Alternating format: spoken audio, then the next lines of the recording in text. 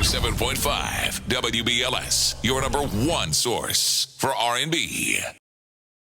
107.5 WBLS in the studio with Tina Campbell. She's got a new solo project. You didn't tell us what the name of it was. Well, the truth is my project is not out yet. Okay. It's just I'm pursuing that now.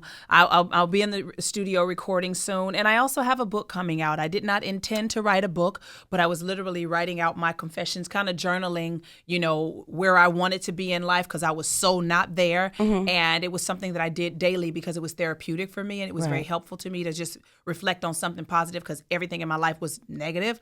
And I didn't know that I was writing a book, but it turns out that I wrote a book. And then when I finished writing the book, all this music came afterwards. So I was like, this is supposed to be together because this is the first time I have not looked for, planned for, pursued any of this. And it just all flooded me. So I feel like this is God's way of telling me, I want you to give this to the world. You made it through and I helped you through. Go tell somebody. So that's what I'm going to do. Let's just let some people in on, because some people don't know what happened. On the WeTV series, Mary Mary, mm-hmm. Tina Campbell found out that there was an adulterous relationship that happened in the course of her marriage. And, it's nothing new.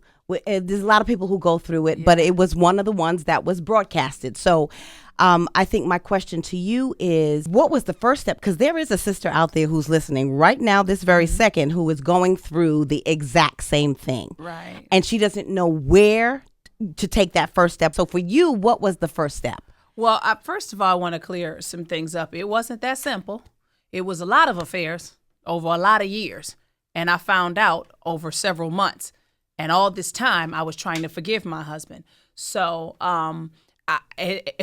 as I thought I was becoming better and forgiving and letting go and moving forward and, trying to get back to the real us, I kept finding, there was another one. Oh, there was another one. Oh, that wasn't a couple months. That was actually this long. Oh, there was another one.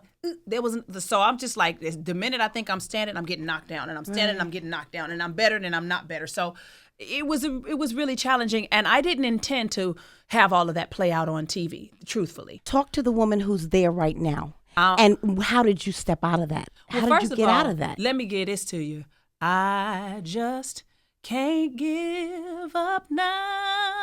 I come too far from where I started from. Nobody told me the road would be easy, and I don't believe He's brought me this far to leave me. Mm. I had to hold on to that because I was like, God, you did leave me. You set me up. You fixed me. I'm out here being inspirational, singing your music, and this is what's going on in my crib. And then I had to realize God didn't do nothing to me. God didn't do that to me. My husband made them choices. Right. So I had to stop being mad at God. I had to realize there's people that are born with cancer. There's people that are molested and raped when they're early. There are people that lose everything, their whole family, people who kids all get killed. Like everybody, people in the world deal with devastating things. I was like, why am I exempt? Why do I get to live a good life and not deal with any challenges? So I had to realize, bad things happen to good people. What do you do with what happens? You don't let things take you out. My father always quoted the scripture from the book of Psalms that says, if you faint in the day of adversity, your strength is small. I always thought I was strong. And so when this was happening, I was like, I'm not strong. I'm just weak. But something in me was like, yes, you are, Tina, don't quit. But I was like, I can't fight.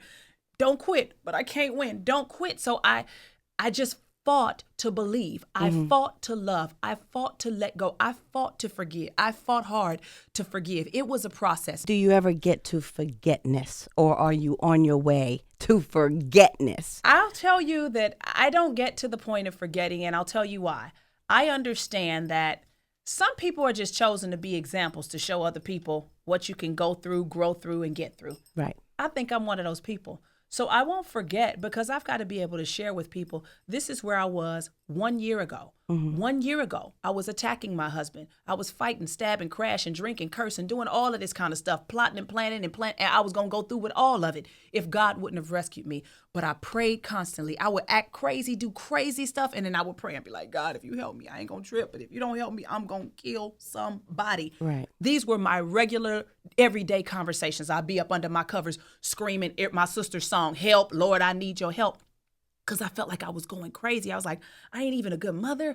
I ain't a good Christian. I wasn't a good wife. What do I have to offer the world? And I was just constantly like, God, help me to think different. Help me to see if there's more to me than this. If I'm stronger than I feel right now, help me to see it. If I am lovely, if I'm beautiful, if life will ever feel like life again, God, please help me. And I would pray this prayer every single day. And I was writing it out. And eventually my bad days became less. I started to get stronger. I started to be able to replace negative thoughts with positive thoughts. I started to pray for the people that I was planning to kill before. Right. You know what I mean? And I started getting stronger. And I noticed as I started trying to forgive, I was getting better. And I was like, and that's what it does to you. Unforgiveness was holding me hostage. Forgiveness is not for the other person. It is for you. Right there. Yeah. And so many people don't know that. I can say that because I know it's personal. Forgiveness was for me. When I learned how to let go, I said, I could have been better like this 50,000 years ago if I would have just learned how to let stuff go. What you gonna do? All my attacking and all my crazy stuff that I did never changed it. So what was the point of continuing to do that? So I can give myself a heart attack, an aneurysm, and stay miserable and angry and tense and stressed and that's fearful exactly my whole what it life? does. It takes your health, and then the other person just as healthy as they can be. They moving on. Right. And Exactly. you just toe up. Exactly. And I actually started seeing my husband. Actually, he ran to God too, and he was praying and he was reading all these books about becoming a better man. And he was putting his money where his mouth was. He said everything. He said, I messed this up, and I'm gonna do everything to fix it. I'll do everything other than change my sexuality and change my God. Right.